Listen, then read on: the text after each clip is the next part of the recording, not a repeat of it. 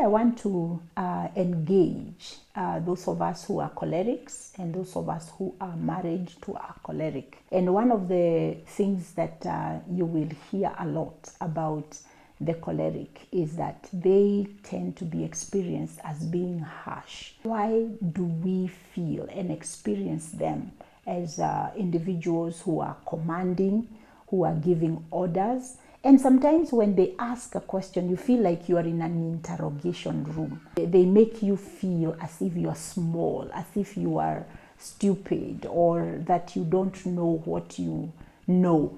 And they kind of put you in a space where you feel like you want to hide. And so when I explain that experience, many of us can be able to connect with that. Either you are thinking about your dad, you are thinking about your mom, you are thinking about a teacher or even a colleague or a manager or a supervisor, a boss that you've had, or even a friend that whenever you have an experience with them, you feel as if they leave you feeling you didn't know what you are doing. However, we need to understand that when the choleric is expressing themselves, they are looking for results.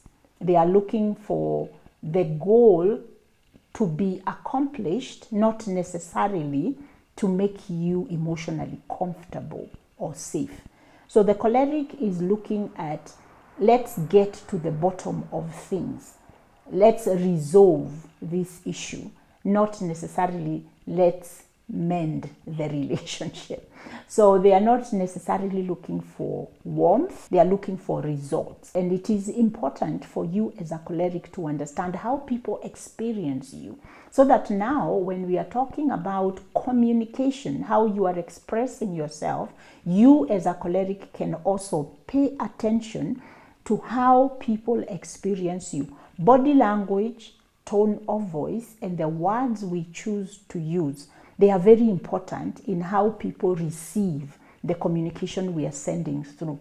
And one of the things that I encourage people to do is to ask for feedback. If we want to personally grow, let's ask for feedback. And it's usually hard for the choleric to ask for feedback, because once the choleric is focused on the goal, they are really not looking for somebody to give them suggestions. For a choleric to ask for suggestions, they have to have very high levels of emotional intelligence, especially the part of empathy and the part of self-regulation, that they can regulate their feelings of I know, and be able to understand that somebody else might also know, but know in a different way. So if you're a choleric and you find yourself being told that you don't necessarily listen, that it is either your way or the highway, allow yourself to take that as a constructive feedback and ask yourself the question, how can I improve on that? Not how can I change myself, no, how can I improve? We want to embrace who we are, but we want to grow into the better versions of ourselves. And you who is encountering the choleric, when you feel interrogated, when you feel made small, when you feel as if you're not being valued and listened to, do not allow yourself to make the meaning that they don't care about me. Don't personalize it. See that they are coming with the objective of fixing an issue, not necessarily connecting with you. So what you want to do is to also, as a partner and a spouse to the choleric, increase your emotional intelligence in terms of self-regulation when you feel triggered to feel small. They are not telling you you are small. They are not telling you your idea doesn't matter.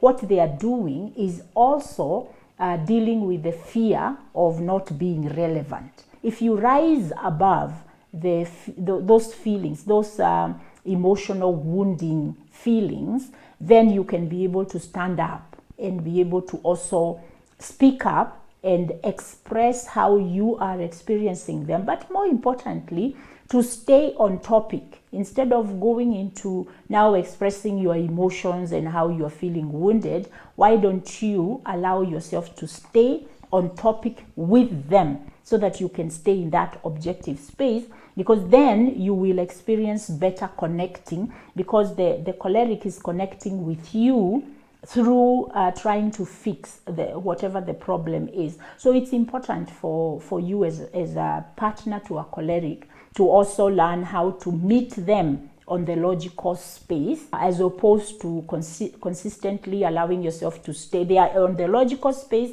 and you are staying on the emotional space. The choleric, if you can be able to learn how to ask for feedback, for instance, because your biggest fear is losing control, and also that if you lose control, then you will seem to be weak.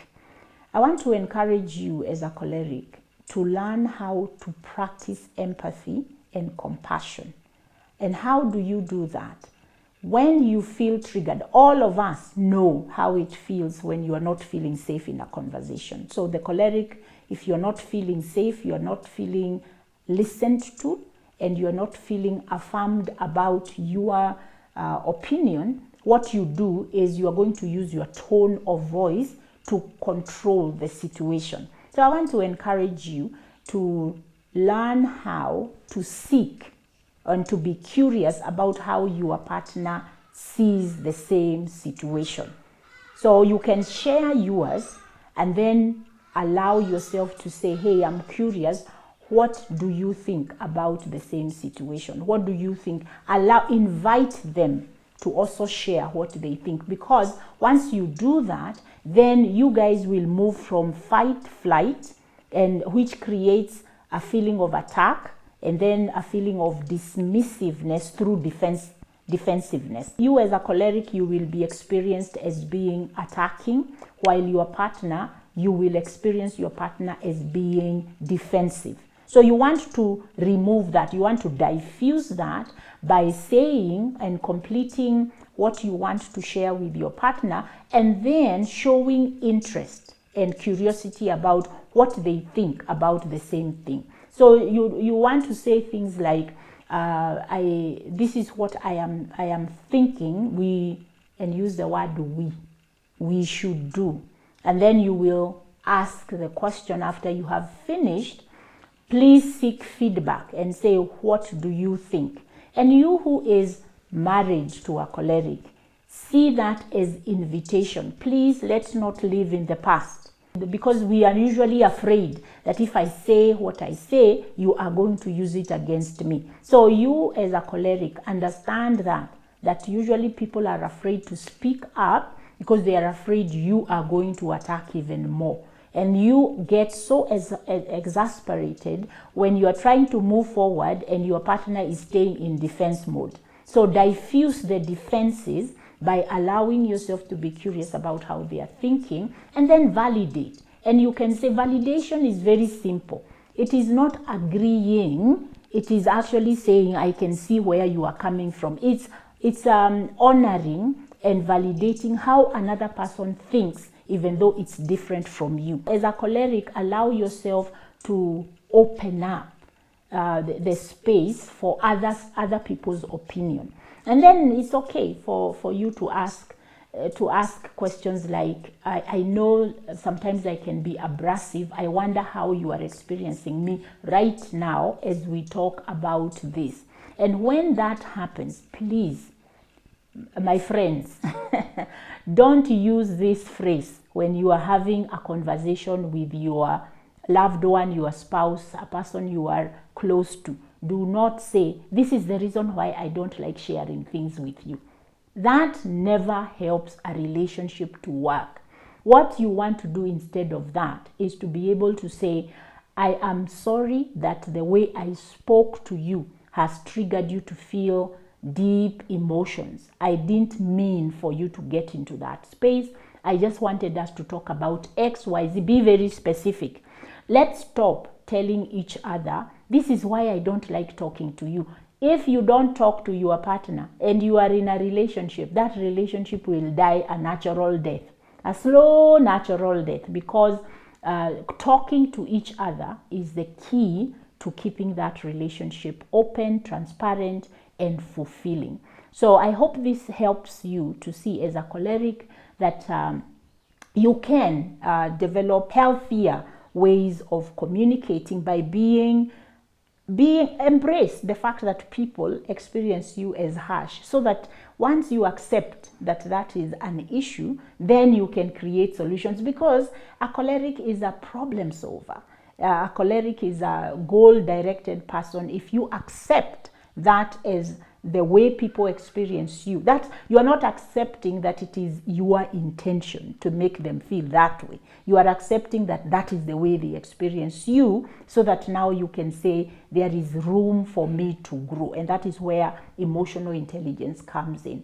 Please, cholerics, correct this statement that we normally say, me, I'm like that. People should take me the way I am. That is a lot of arrogance and pride, and which is engulfed, or the root cause for that is usually shame. And so allow yourself to see that being vulnerable is not weakness. It is actually strength, so that you can improve the way people are experiencing you.